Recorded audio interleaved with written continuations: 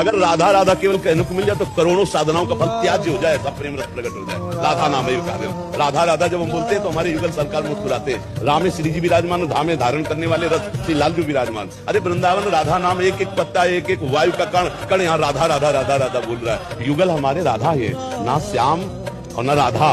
वही राधा वही श्याम, समझ रहे? अलग अलग है, लेकिन केवल दो तन, एक प्राण, एक मन, एक स्वभाव, एक रुचि, एक वैस।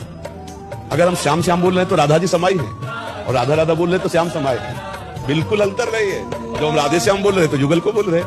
अगर राधा राधा केवल कहने को मिल जाए तो करोड़ों साधनाओं का फल त्याज्य हो जाए, ऐसा प्रेम रस प्रकट हो जाए। राधा नाम है काव्यम। राधा राधा जब हम बोलते हैं तो हमारे युगल सरकार मुस्कुराते हैं। राम में श्री जी विराजमान, धामे धारण करने वाले रस श्री लाल जी विराजमान। अरे वृंदावन राधा नाम एक एक पत्ता, एक एक वायु का कण कण यहाँ राधा राधा राधा राधा बोल रहा है। युगल हमारे राधा है, ना श्याम और ना राधा।